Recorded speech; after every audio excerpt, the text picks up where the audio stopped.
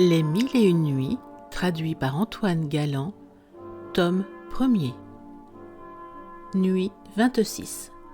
Dinarzade n'eut pas plutôt jugé qu'il était temps d'appeler la sultane qu'elle lui dit « Ma chère sœur, si vous ne dormez pas, je vous supplie de nous raconter ce qui se passa dans le palais des larmes. » Schahriar ayant témoigné qu'il avait la même curiosité que Dinarzade, la sultane prit la parole et reprit ainsi l'histoire du jeune prince enchanté. Sire, après que la magicienne eut donné 100 coups de nerfs de bœuf au roi son mari, elle le revêtit du gros habillement de poil de chèvre et de la robe de brocart par-dessus. Elle alla ensuite au palais des larmes, et en y entrant, elle renouvela ses pleurs, ses cris et ses lamentations.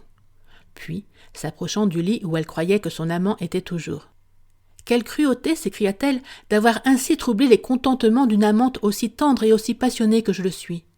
Ô toi qui me reproches que je suis trop inhumaine quand je te fais sentir les effets de mon ressentiment, cruel prince, ta barbarie ne surpasse-t-elle pas celle de ma vengeance? Ah, traître, en attentant à la vie de l'objet que j'adore, ne m'as-tu pas ravi la mienne? Hélas, ajouta-t-elle en adressant la parole au sultan, croyant parler au noir, mon soleil, ma vie, garderez-vous toujours le silence? Êtes-vous résolu de me laisser mourir sans me donner la consolation de me dire encore que vous m'aimez? Mon âme, dites-moi au moins un mot, je vous en conjure. » Alors, le sultan, feignant de sortir d'un profond sommeil et contrefaisant le langage des Noirs, répondit à la reine d'un ton grave. « Il n'y a de force et de pouvoir qu'en Dieu seul qui est tout-puissant. » À ces paroles, la magicienne, qui ne s'y attendait pas, fit un grand cri pour marquer l'excès de sa joie. « Mon cher seigneur, s'écria-t-elle, ne me trompais-je pas? Est-il bien vrai que je vous entende et que vous me parliez? » « Malheureuse, reprit le sultan, es-tu digne que je réponde à tes discours? »« Et pourquoi, répliqua la reine, me faites-vous ce reproche? Les cris, repartit-il, les pleurs et les gémissements de ton mari, que tu traites tous les jours avec tant d'indignité et de barbarie, m'empêchent de dormir nuit et jour. Il y a longtemps que je serais guérie, et que j'aurais recouvré l'usage de la parole si tu l'avais désenchantée.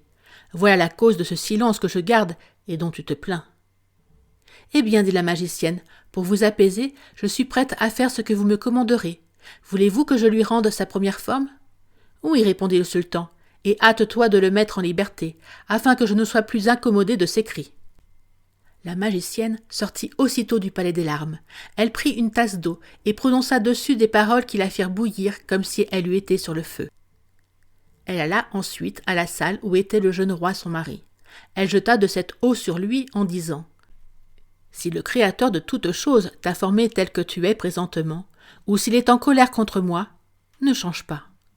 Mais si tu n'es dans cet état que par la vertu de mon enchantement, reprends ta forme naturelle et redeviens tel que tu étais auparavant. » À peine eut-elle achevé ces mots que le prince, se retrouvant en son premier état, se leva librement avec toute la joie qu'on peut s'imaginer, et il en rendit grâce à Dieu. La magicienne reprenant la parole, « Va, lui dit-elle, éloigne-toi de ce château, et n'y reviens jamais, ou bien il t'en coûtera la vie. » Le jeune roi, cédant à la nécessité, s'éloigna de la magicienne sans répliquer, et se retira dans un lieu écarté, où il attendit impatiemment le succès du dessein dont le sultan venait de commencer l'exécution avec tant de bonheur. Cependant, la magicienne retourna au palais des larmes, et en entrant, comme elle croyait toujours parler au noir, « Cher amant, lui dit-elle, j'ai fait ce que vous m'avez ordonné. Rien ne vous empêche de vous lever et de me donner par là une satisfaction dont je suis privée depuis si longtemps. » Le sultan continua de contrefaire le langage des Noirs. « Ce que tu viens de faire, répondit-il d'un ton brusque, ne suffit pas pour me guérir. Tu n'as ôté qu'une partie du mal, il en faut couper jusqu'à la racine. »« Mon aimable Noiraud, reprit-elle, qu'entendez-vous par la racine? »« Malheureuse, repartit le sultan, ne comprends-tu pas que je veux parler de cette ville et de ses habitants, et des 4 îles que tu as détruites par ton enchantement? Tous les jours, à minuit, les poissons ne manquent pas de lever la tête hors de l'étang, et de crier vengeance contre moi et contre toi. Voilà le véritable sujet du retardement de ma guérison. Va promptement rétablir les choses en leur premier état, et à ton retour, je te donnerai la main, et tu m'aideras à me lever. » La magicienne, remplie de l'espérance que ces paroles lui firent concevoir, s'écria, transportée de joie. « Mon cœur, mon âme, vous aurez bientôt recouvré votre santé, car je vais faire tout ce que vous me commandez. » En effet, elle partit dans le moment, et lorsqu'elle fut arrivée sur le bord de l'étang, elle prit un peu d'eau dans sa main et en fit une aspersion dessus. Scheherazade, en cet endroit, voyant qu'il était jour, n'en voulut pas dire davantage. Dinarzade dit à la sultane: « Ma sœur, j'ai bien de la joie de savoir le jeune roi des 4 îles noires désenchantées, et je regarde déjà la ville et les habitants comme rétablis en leur premier état. Mais je suis en peine d'apprendre ce que deviendra la magicienne. »« Donnez-vous un peu de patience, répondit la sultane. Vous aurez demain la satisfaction que vous désirez, si le sultan monseigneur veut bien y consentir. » Schahriar, qui, comme on l'a déjà dit, avait pris son parti là-dessus, se leva pour aller remplir ses devoirs.